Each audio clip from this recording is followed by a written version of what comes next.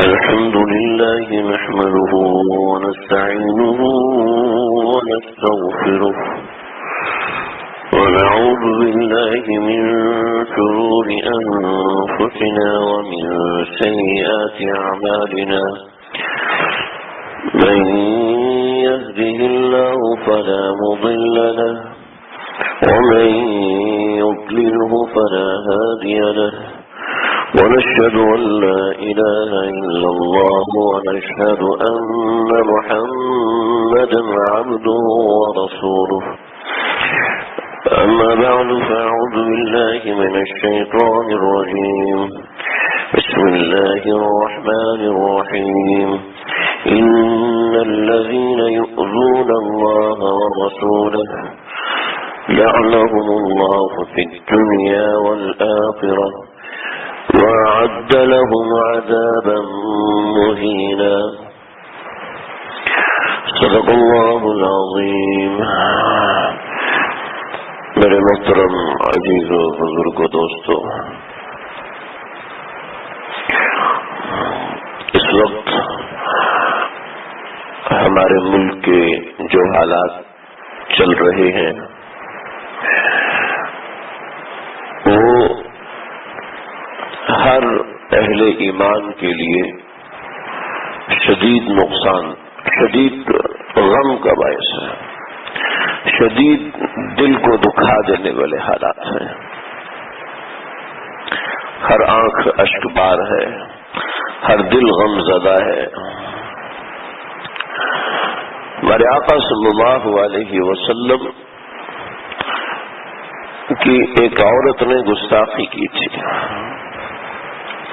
تو نبی کریم صلی اللہ علیہ وسلم نے ارشاد فرمایا تھا من یکفینی عنہا، من یکفینی عنہا.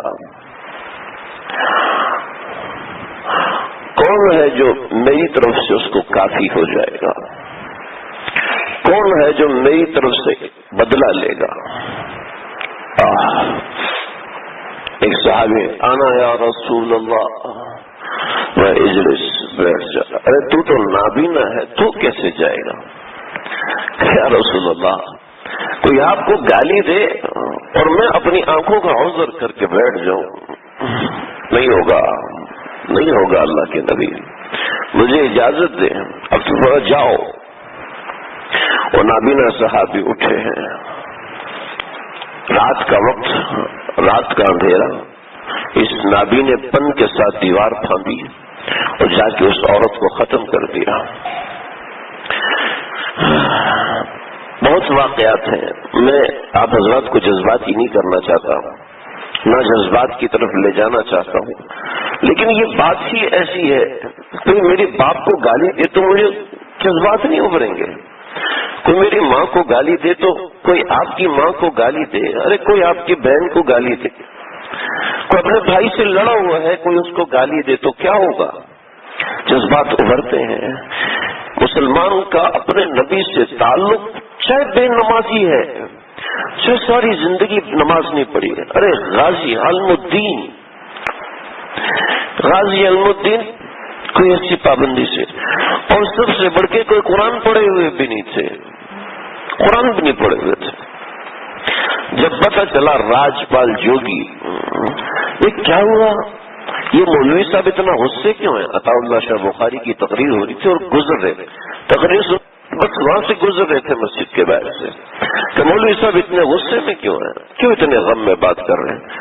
کہا کہ تمہیں نہیں پتا سارے ہندوستان میں مسلم اور مسلم ہندو فسادات ہو رہے ہیں. 1929 سے لے کر 1922 سے 1929 کے درمیان یہ قصہ رہا. تو اتنا بڑا قصہ ہے، تجھے پتہ ہی نہیں ہے؟ نہیں مجھے نہیں پتا، کیونکہ جو زمانے میں خبر تھی وہ اخبار کے ذریعے سے آتی تھی اور یہ پڑھے ہوئے نہیں تھے تو اخبار نہیں جانتے تھے. تو یہ مولوی اتنے غصے میں کیوں ہے؟ یہ وجہ ہے. اپنے دوست شیدے کو بلایا، شیدے میرا یہ ارادہ، عبدالرشید لیکن نام اس کا ساری کتابوں میں شیدہ ہی لکھا ہوا. شیدے میرا یہ ارادہ ہے، کو یہ کیا ہو گیا ہندوستان میں؟ ایک اللہ کے نبی کی شان میں گستاخی کر رہے ہیں اور ہمارے دیش میں رہ رہے ہیں. اب نہیں چھوڑیں گے. ہندوستان حکومت نے پروٹیکشن دیا, ہندو سرکار نے پروٹیکشن دیا, اور پروٹیکشن کے بعد وہ باہر نکلتا, پروٹیکشن کے بعد وہ دفتر میں رہتا. اس نے کتاب لکھی تھی میرے نبی کے خلاف, رنگیلا رسول. اور مسلمان ہمیشہ قانون کے دائرے میں رہتا ہے. جو سچا مسلمان ہے وہ قانون کے دائرے میں رہتا ہے. صحابہ کرام رضوان اللہ علیہ مجمعین ہمیشہ باخبر رہے, بے خبر نہیں رہے, حقیقت سے باخبر رہے. جو کسی نے الٹا سیدھا پڑھا دیا اس پہ یقین نہیں کرتے, وہ بات کی تحقیق کرتے ہیں, بات کو سمجھتے ہیں کہ مسئلہ کیا ہے. کہنے لگے اچھا یہ بات ہے. شیرے نے کہا میں جاؤں گا, کہا نہیں میں جاؤں گا. کوکورا ڈالو, پرچیاں ڈالی.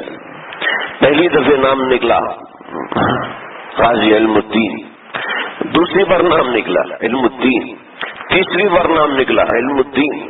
کہا ٹھیک ہے میں تیرے گھر کو دیکھوں گا, تو جا.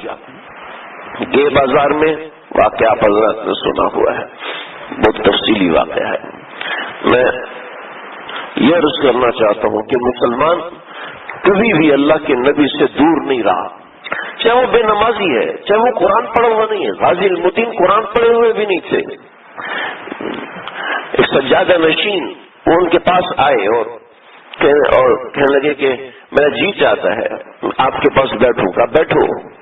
جیل میں 12 اکتوبر کا دن جیل میں غازی علم الدین سے ملے. 13 اکتوبر کو ان کو پھانسی دینی تھی, 12 اکتوبر کو جیل میں ملے اور کہنے لگے کہ میرا جی چاہتا ہے آپ کے پاس بیٹھوں. کا ضرور بیٹھیے. وہ بیٹھے, کہا مجھے تھوڑا سا قرآن سنائے. انہیں سنانا شروع کیا, الف لام را تلك آیات الكتاب المبین نحن نقص عليك احسن القصص بما اوحينا اليك هذا القرآن وان كنت من قبله لمن الغافلين اذ قال يوسف لأبيه يا أبت اني رأيت 11 كوكبا. سورہ یوسف کی تلاوت شروع کی اور یہاں تک پہنچے تو رونا شروع ہے. کہنے لگے کہ آپ صحیح نہیں پڑھ رہے, آپ یہاں سے دوبارہ پڑھیں. جس کو قرآن دیکھ کے پڑھنا نہیں آتا تو وہ زبانی وہ ان قرآن کی غلطیاں نکالتا ہے, ان قرآن کی غلطیاں نکالتا ہے. یہ مومن, ہر مومن کے دل کا ایک تعلق اللہ کے نبی سے ہوتا ہے. شاہ معین الدین چشتی فرماتے تھے کہ دوستو ہر مومن کے دل کا تار اللہ کے نبی کے تار سے جڑا ہوا ہوتا ہے. ایک بات حقیقت آپ کو بتاؤں, ہر مومن کے دل میں 2 تار ہوتے ہیں. ایک اس کا تار اللہ سے جڑا ہوا ہے لا الہ الا اللہ کے ذریعے سے, اور دوسرا اس کا تار محمد رسول اللہ صلی اللہ علیہ وسلم سے جڑا ہوا ہے. ہر مومن, اور جب تک یہ تار رہتا ہے وہ ایمان پر سلامت رہتا ہے. جب وہ تار ختم ہو جاتا ہے تو ایمان اس کا ختم ہو جاتا ہے. میں اور آپ جو مسلمان ہیں, چاہے نمازی ہیں, چاہے بے نمازی ہے, چاہے شرابی ہے, چاہے زانی ہے, چاہے چور ہے, ہر ایک اس وقت تک مسلمان ہے جب تک اس کے دل کا تار اللہ کے نبی سے جڑا ہوا ہے. بڑا مشہور ڈاکو تھا اپنے زمانے کا, اسلم ڈاکو. مولانا عبدالشکور صاحب کو بلایا, کہا حضرت آپ آئیے, ہمارے گاؤں میں سیرت سمجھائیے. ہم اپنے گاؤں کے 4-5 دن نکال کے بیٹھے ہیں, ہم سارے گاؤں والے آئیں گے آپ کے پاس صبح سے لے کے دوپہر تک, اور پھر رات سے لے کے کچھ 2 گھنٹوں تک آپ ہمیں اللہ کے نبی کی سیرت سنائیں. کہا بہت اچھا. تو علاقے کے جو بدماش اور بڑے لوگ تھے کہنے لگے نہیں, اس علاقے کے لوگوں کو اللہ کے نبی سے اویئرنیس نہیں ہونے دینی. انہوں نے منع کر دیا. علاقے والوں سے کہا کہ اگر تم نے ایسا کیا تو ہم چھوڑیں گے نہیں تمہیں. لیکن اس زمانے میں کمیونیکیشن سسٹم ایسا نہیں تھا. مولانا عبدالشکور صاحب نے گاڑی پکڑی اور گاڑی پکڑ کے وہاں پہنچے. اس علاقے میں چیچا وطنی کے نواح میں کوئی علاقہ ہے, وہاں پہنچے. جب وہاں پہنچے تو کہا کہ حضرت آپ کا جتنا خرچ آیا ہے یہ سب ہم آپ کو واپس کر دیں گے, لیکن اب ہم سیرت نہیں سمجھ سکتے اس لیے کہ ہمارے گاؤں میں یہ مسئلہ کھڑا ہو گیا ہے. تو فرمایا کہ کوئی بات نہیں, اس اسلم ڈاکو کو بلاؤ. اس اسلم ڈاکو کو, حضرت بہت خطرناک آدمی ہے. تو اچھا ہم اس کے پاس چلتے ہیں. گدا گاڑی پر بیٹھے اور اس کی طرف چلے گئے. پورے دن کا سفر کر کے اس سے علاقے میں پہنچے. کیا مولوی عبدالشکور ملنے آئے؟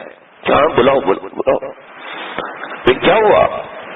کہا کہ ہاں اللہ کے نبی کو لوگ سننا چاہتے ہیں لیکن یہ قادیانی نہیں سننے دے رہے، بدماشی پھیلا رہے.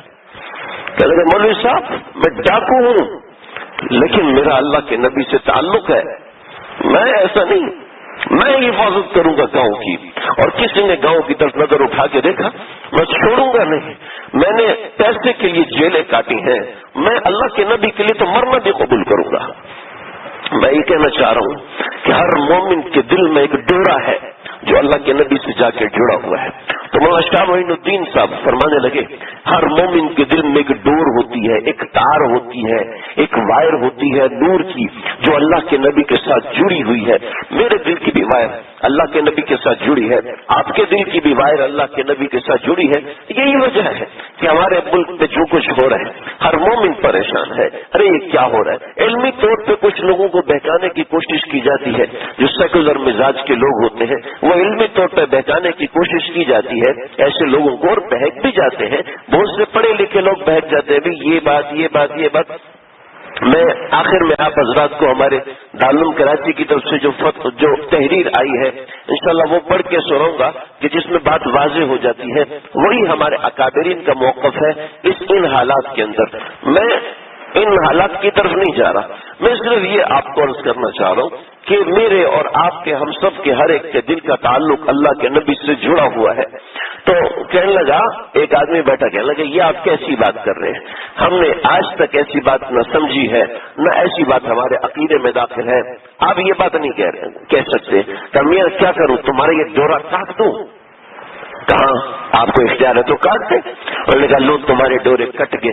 یہ دو آدمی بیٹھے ہوئے تھے، دونوں کا ایمان رات کے وقت سلب ہو گیا، یہ دونوں رات کے وقت مرتد ہو گئے. ہر مومن کا تعلق اللہ کے نبی کے ساتھ ہے. ہر مومن اپنے آقا صلی اللہ علیہ وسلم سے محبت کرتا ہے. میں اور آپ اللہ کے نبی سے محبت کرتے ہیں. یہ ایک ایسا عنوان ہے جس کے اوپر مسلمان کے جذبات برانگیختہ ضرور ہوتے ہیں، مسلمان کے جذبات ضرور بفرتے ہیں. لہذا میں ان حالات کے اندر، ان معاملات کے اندر جب نبی کریم صلی اللہ علیہ وسلم کی شان میں گستاخی کی جائے تو ہر مومن اتنا سمجھ لے کہ ہم نظریاتی طور پر شکست نہ کھائیں.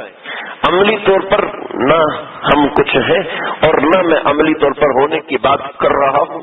میں صرف یہ عرض کر رہا ہوں کہ اپنے آپ کو نظریاتی طور پر مضبوط رکھیں. ہماری شریعت کا حکم ہے کہ کوئی کتنا بھی گناہ کر کے آئے اللہ اس کو معاف کر دیتے ہیں، کتنے بھی گناہ کر کے آئے. لیکن جب میرے آقا مکے میں داخل ہوئے تو مکے میں داخل ہوتے وقت آپ نے فرمایا کہ فلاں کو قتل کر دو، چاہے ان یعلق بالکعبہ، چاہے وہ کعبۃ اللہ کی دیوار سے لٹک کے معافی مانگ رہا ہو، اس کو چھوڑنا نہیں ہے. حرمت رسول، شاتم رسول کو کبھی نہیں چھوڑنا. شاتم رسول معافی مانگ رہے تو حکمران معاف کرے تو کرے، ورنہ کوئی سننے والا اس کو معاف نہیں کر سکتا، کوئی قوم اس کو معاف نہیں کر سکتی. ہاں قانون کو ہاتھ میں لینے کی اجازت نہیں ہے.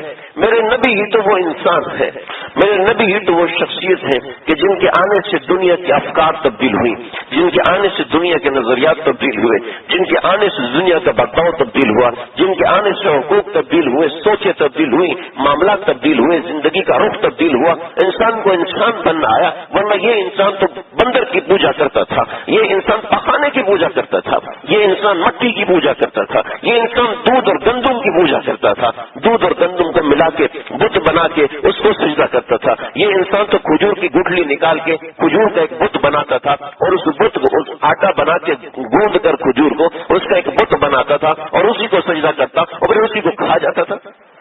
انسان کی سوچ تو اتنی پستی میں گری ہوئی تھی، اتنی پستی میں گری ہوئی تھی. اللہ کے نبی نے فرمایا، اللہ کے نبی نے سکھایا کہ کائنات میں تم سب سے بڑے ہو، ہاں اتنے بڑے نہیں ہو. اللہ اکبر ہر نماز میں کہتے رہنا کہ ایک تم سے بڑا ہے، بس تم سے بڑا اللہ کے علاوہ اور کوئی نہیں ہے. یہ نظریہ انسان کے ذہن میں اللہ کے نبی نے آ کے ڈالا. یہ ایسی عجیب بات کفار مکہ کہتے تھے اور آج ہمارے معاشرے میں وہی بات کہی جاتی ہے. اتجعل الہۃ الہ واحدا ان ھذا لشیء عجاب، کہ اتجعل الہۃ الہ، سارے معبودوں کو چھوڑ کے صرف ایک کو، ایسا کیسے ہو سکتا ہے؟ ایسا کیسے ہو سکتا ہے؟ جیسے آج کل ہمارے ماڈریٹ زمانے کے ماڈریٹ نظریات کے لوگ کہتے ہیں بھائی دفتر بھی کریں نماز بھی پڑھیں گی، کیسے ہو سکتا ہے؟ پڑھے لکھے لوگ داڑھی بھی رکھیں، ایسا کیسے ہو سکتا ہے؟ ایک بڑا نظریات چیز، آپ ہمارے سرکاری اداروں میں جا کے دیکھیں، پرائیویٹ آرگنائزیشن میں جا کے دیکھ لیں، جو داڑھی والا ہوتا ہے، سر پہ ٹوپی والا ہوتا ہے، وہ کہتے ہیں یہ الٹریٹ پرسن ہے، ان ایجوکیٹڈ پرسن، اور بعد میں پتہ چلتا ہے یہ تو میرا باس ہے۔ ذہنی طور پر ذہن ایسا بن چکا ہے کہ مومن جو ہے وہ سمجھدار نہیں ہو سکتا، مومن ہوا ہمیشہ جذباتی ہوتا ہے۔ انا للہ و انا الیہ راجعون، جس چیز کا تعلق جذبات سے ہے وہ جذبات سے وابستہ ہے، جس کا تعلق عقل اور نظریات سے ہے وہ عقل اور نظریات سے وابستہ رکھی جائے۔ کوئی کہ جی ہمیشہ انسان کو نرم ہونا چاہیے، تو دانتوں کو ذرا نرم بنا کے دکھائیں، دماغ کی ہڈی کو نرم بنا کے دکھائیں، ہاتھوں میں جو ہڈیاں ہیں ان کو آپ نرم بنا کے دکھائیں کہ ہڈی کو ذرا نرم کر دینا، ڈاکٹر صاحب مجھے ہر چیز نرم چاہیے، ریڑھ کی ہڈی مجھے نرم چاہیے، سخت نہیں چاہیے، ریڑھ کی ہڈی انتہائی نرم ہونی چاہیے، پانی کی طرح، تو کیسے چلے گا؟ یہ نہیں ہے۔ اب اپنی عقل کو لڑانے والے ہمیشہ پیچھے رہتے ہیں، ناکام ہوتے ہیں۔ جہاں سختی ہے، ہر قانون میں سختی ہوتی ہے، برٹش لا میں سختی نہیں ہے، امریکن لا میں سختیاں نہیں ہیں، انگلینڈ لا میں سختیاں نہیں ہیں۔ اتنی سختی ہے کہ اگر ایک سیکنڈ ٹرین لیٹ ہو جاتی ہے تو اس کو اتنا جرمانہ دینا پڑتا ہے، اور اگر کوئی چوری کر لیتا ہے تو اس کے ساتھ یہ معاملہ ہوتا ہے۔ کیا وہاں سختی نہیں ہے؟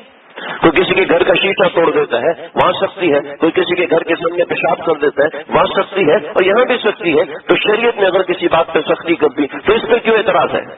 اس پہ کیوں؟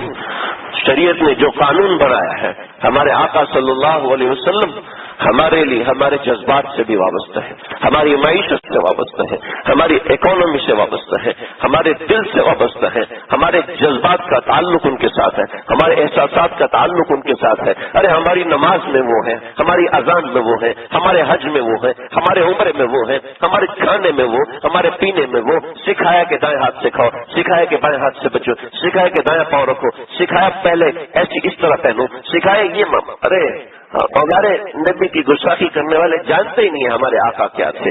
ارے جو دشمن پاس بیٹھا ہوا ہے، دشمن پاس بیٹھا ہوا ہے، حضرت عمیر رضی اللہ تعالیٰ عنہ، یہ بدر کے بعد شکست ہوئی، یہ پہلے مسلمان نہیں تھے، یہ صفوان بن امیہ اور حضرت عمیر یہ دونوں بیٹھے ہوئے تھے اور بیٹھے ہوئے باتیں کر رہے۔ صفوان کہنے لگا 20 سردار مارے گئے، اب کون مکے کو سنبھالے گا؟ تو عمر کہنے لگے کہ میرے اوپر قرضہ بہت ہے، میرے بچے ہیں چھوٹے چھوٹے، اگر یہ نہ ہوتا نا تو میں جا کے ختم کر دیتا۔ تو صفوان کہنے لگا تیرے بچوں کی ساری زندگی کا خرچہ کتنا ہے؟ کتنے لاکھ درہم کا لے دے دیے۔ تیرے اوپر قرضہ کتنا ہے؟ کہ اتنے اونٹ اور اتنا غلہ کا لے، ابھی دیا، سب کچھ اس کو دیا، لاکھوں کی دولت اٹھائی، کہا جا اب محمد مصطفیٰ صلی اللہ علیہ وسلم کو ختم کر دے۔ تو حضرت عمیر آئے ہیں، حضرت عمیر آ کے کہنے لگے کہ میں مدینے میں داخل ہوا تو میں نے تلوار کو زہر لگایا، اور زہر لگا کے میں نے تلوار کو چھپایا، خنجر کو زہر لگایا، خنجر کو اپنے کپڑوں میں چھپا لیا۔ اور ان کو طریقہ آتا تھا، ظاہر بات ہے اس زمانے میں بہت کھلے ڈولے، آج تو فٹنگ والے کپڑے ہیں، یہ بھی میرے جو کپڑے ہیں یہ بھی بہت فٹنگ والے ہیں، جو فٹنگ والے کپڑے پہنتے ہیں وہ تو جانتے ہیں کہ فٹنگ والے کپڑے کیسے ہوتے ہیں۔ تو اس زمانے میں بہت کھلا لباس ہوتا تھا۔ حضرت ابو ہریرہ کی یہ آستین، یہ تو آستین بہت چھوٹی ہے، اتنی بڑی آستین ہوتی ہے پوری بلی اندر آ جاتی تھی، ان کو ابو ہریرہ کہتے تھے کہ وہ بلی کا باپ۔ تو وہ تلوار کو چھپایا اور لے کر کے سیدنا عمر نے دیکھا، اور دیکھ کے کہنے لگے کہ یہ شخص کسی غلط ارادے سے آیا۔ کہا کیوں آئے ہو؟ کہا نبی صلی اللہ علیہ وسلم سے ملاقات کے لیے آیا ہوں۔ کبھی کیوں؟ کہا وہ میرا بیٹا ان کی قید میں ہے تو اس کا فدیہ دینے کے لیے آیا ہوں۔ کہا بہت اچھا، آؤ۔ حضرت عمر کو اس طریقے سے بیٹھ کے کہ سمجھ میں نہیں آئی، نبی کریم صلی اللہ علیہ وسلم کے سامنے آ کے بیٹھ کے کہنے لگے یا رسول اللہ مجھے اپنا بچہ واپس چاہیے۔ کہا بچہ واپس لینے کے لیے تجھے تلوار لانے کی کیا ضرورت تھی؟ آپ صلی اللہ علیہ وسلم نے اس کی تلوار، اس نے تلوار یہاں پیچھے، یا رسول اللہ یہ تلوار نکال لی میں نے۔ ایک اور چیز بھی ہے، چھپایا ہوا خنجر وہ بھی نکال کے سامنے۔ فرمایا کہ بچہ لینے کے لیے اس میں زہر لگانے کی کیا ضرورت ہے؟ میرا یا رسول اللہ مجھے معاف کر دیں. کہ ٹھیک ہے معاف تو کر دیا، لیکن صفوان سے جو تو وعدہ کر کے آیا ہے اس وعدے کا کیا کرے گا؟ اسی وقت دل کھل گیا تھا، اشہد انک رسول اللہ، اشہد انک رسول اللہ، تو اللہ کا نبی ہے. اور صفوان پیچھے کھڑا ہے کہ عمیر تو بہت مضبوط آدمی ہے، وہ تو کسی سے بہکتا نہیں ہے، اس نے مقابلے کیے ہیں، بڑے بڑے مقابلے دیکھے ہیں. تو جو بھی قافلہ مدینے سے آتا اس سے پوچھتے ہاں بھائی کیا ہوا، کوئی خبر؟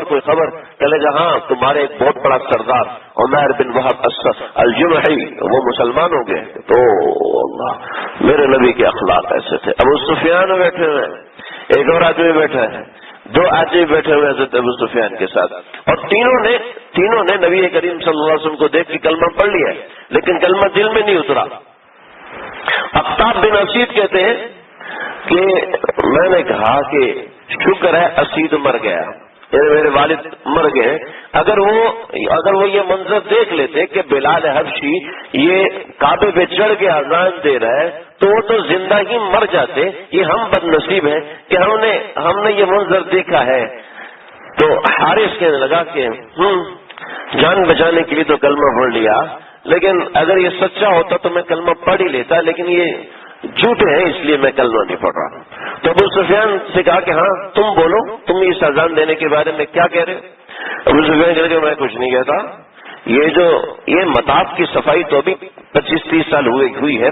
پہلے تو مطاف میں بھی پتھر رکھے ہوتے تھے، کنکر پڑے ہوتے تھے، تو اس نے کنکر اٹھا کے کہا کہ مجھے ڈر لگتا ہے کہ یہ کنکر بھی محمد کو بتا دے گا، اس لیے میں نے کچھ بھی نہیں کہا. اللہ کے نبی طواف کر رہے تھے، طواف کرتے ہوئے گھوم کے آئے. ابو سفیان پتھر سے ڈر رہا ہے، اللہ سے نہیں ڈر رہا کہ پتھر مجھے بتا دے گا. کیا اللہ مجھے نہیں بتا سکتا؟ حارث بن ہشام کہنے لگے اے حارث میں جھوٹ بول رہا ہوں سچ بول رہا ہوں. تم نے تو کہا تھا نا کہ اگر یہ سچ ہے تو میں کلمہ پڑھ لوں گا. تو بتا میں نے جھوٹ بولا ہے سچ بولا ہے؟ اور اقتاب بن اسید کو کہنے لگے ہاں اقتاب تیرے والد زندہ ہوتے نا، اگر تیرے والد اس وقت زندہ ہوتے تو یقیناً وہ کلمہ پڑھ لیتے، تو کیوں نہیں پڑھتا؟ ہائے ہائے. تینوں کہنے لگے نشہد انک رسول اللہ. ابو سفیان کہتے ہیں پہلے تو ہم نے کلمہ پڑھا تھا، لیکن ابھی اللہ کے نبی کی سچائی کو آپ نے ہمیں مارا نہیں کہ غدار بیٹھے ہوئے میرے اندر مقابلہ کرنے والے بیٹھے ہوئے، نہیں مارا نہیں، بلکہ اس وقت بھی محبت جتائی. ایک اور صحابی نبی کریم صلی اللہ علیہ وسلم کی جنگ میں ان کے والد مارے گئے تھے، تو بہت غصہ میں نہیں چھوڑوں گا. چنانچہ طائف کی جو جنگ ہوئی ہے غزوہ حنین، اس میں مسلمانوں کی ابتدا میں شکست ہوئی اور دھول اور مٹی پڑی. دھول اور مٹی اتنی ہوئی کہ کوئی دوسرے کو دکھائی نہیں دے رہا تھا، اور یہ اللہ کے نبی کے پیچھے آ کے کھڑے ہو گئے اور تلوار نکالی، اور تلوار نکال کے آپ صلی اللہ علیہ وسلم کو پیچھے سے وار کرنے لگے. کہا ہاں میاں مارنا چاہتے ہو اپنے نبی کو، تم کب سے تلاش کر رہے ہو، آؤ مجھے ختم کر دو. یہ میرے نبی کے اخلاق، ہمارے نبی کو جانتے نہیں ہیں، ہمارے آقا کو جانتے نہیں ہیں، ہمارے آقا کو پہچانتے نہیں ہیں، جو ایسی بات کر جاتے ہیں، جو ایسی سخت بات بول جاتے ہیں. موجودہ حالات جس سے بھی ہیں، اس کے اندر ہمارے اکابرین نے ایک مجموعی طور پر ایک تحریر شائع کی ہے. وہ تحریر میں نے یہ مسجد میں سامنے لگا دی ہے اور آپ حضرات کو پڑھ کے بھی سنا رہا ہوں کہ ہماری طرف سے کوئی تشدد نہیں ہونا چاہیے. تو میں جامعہ دارالعلوم کراچی کے صدر اور مفتی اعظم پاکستان حضرت مولانا مفتی محمد رفیع عثمانی صاحب اسلامی جمہوریہ پاکستان کی موجودہ نازک صورتحال میں بیان دیتے ہوئے فرمایا کہ ناموس رسالت کا مسئلہ ہر مسلمان کے عقیدے کا وہ لازمی حصہ ہے جس پر ہر مسلمان اپنی جان مال کی قربانی دینے کے لیے تیار ہے. سپریم کورٹ کے حالیہ فیصلے سے ہر مسلمان بےتاب ہے، پریشان ہے، پوری امت مسلمہ میں بے چینی ہے، بےتابی ہے. لہذا اس پر پرامن احتجاج کا حق تمام مسلمانوں نے پاکستان کو حاصل ہے. اس فیصلے سے جو صورتحال پورے ملک میں پیدا ہو گئی ہے، اس کا تقاضا یہ ہے کہ اس فیصلے کے خلاف ہر ممکن قانونی کارروائی کی جائے. حکومت پاکستان سے ہمارا مطالبہ ہے کہ دو کام کریں. پہلا یہ کہ اس فیصلے کے خلاف سپریم کورٹ نظر ثانی کی اپیل فوراً دائر کی جائے، اور آسیہ بیوی کے ملک سے باہر جانے پر پابندی لگائی جائے کہ ایگزٹ کنٹرول لسٹ میں ان کا نام ڈال دیا جائے. ادھر تمام مسلمان بھائیوں سے اپیل ہے کہ ایک دوسرے کے جان مال اور قوم و ملک کو اور ان کے املاک کو نقصان پہنچانے سے مکمل پرہیز کریں. بھائی ہمارے ملک میں دشمن عناصر بہت زیادہ ہیں. اگر کوئی نعرہ لگاتے نا تو دوسرا اس کے اوپر پیٹرول چھڑک کے آگ لگا دے گا کہ بھائی یہ عاشق رسول ہے، اور عاشق رسول پتہ چلا کہ اس کا خاندان، پھر اس کا خاندان، پھر اس کے خاندان. ان معاملات میں انتہائی محتاط سے رہنا چاہیے. اور یہ ہے کہ اپنے جذبات کو نظریاتی طور پر مضبوط رکھیں کہ اس کے لیے یہ کفار چاہتے ہیں کہ ہم یوز ٹو ہو جائیں، کہ روزانہ ہی اللہ کے نبی کی شان میں گھس. کیوں یوز ٹو ہو جائے؟ اللہ کے نبی کے زمانے میں اللہ کے نبی نے کتنوں کو ختم کروایا. آج اگر اللہ کے نبی کہتے ہیں کہ من لحاظ ہی کون ہے جو میرے لیے اس عورت سے بدلہ لے؟ کون ہے میں یکفینی بہذا الرجل؟ کون ہے جو کعب بن اشرف سے میرے لیے بدلہ لے؟ آج اللہ کے نبی نے اگر روز قیامت ہم سے پوچھا کہ کون ہے تم میں سے کون ہے جس نے میری کفایت کی تھی، تو ہم تو سوائے شرمندہ ہونے کی کچھ نہیں کر سکتے. ہم تو شرمندہ ہیں اپنے نبی کے سامنے، بے حد شرمندہ ہے. لیکن ہم قانون کو ہاتھ میں لینے کے حق میں نہیں ہیں، نہ قانون کو ہاتھ میں لیں گے، لیکن اس کے ساتھ نظریاتی طور پہ ہم مضبوط رہیں. نظریاتی طور پہ کہ کسی کو اللہ کے نبی کی شان میں گستاخی کی اجازت نہیں ہے. اس کا طریقہ کار ہے. ہمارے بچوں کو نہیں پتا ہوتا میرے آقا کی کتنی بیویاں تھیں. ہمارے بچوں کو نہیں پتا ہوتا کہ صحابہ کرام میں کون کون خاص تھے. ہمارے بچوں کو بھی نہیں، ہمارے بچوں بڑوں کو بھی نہیں پتا. یونیورسٹی لیول کے لوگوں کو نہیں پتا. یونیورسٹی لیول کے لوگوں کو یونیورسٹی کے پروفیسرز کو میں ملا ہوں. ایک لیکچرار ہوں، اس نے مجھے سوال کیا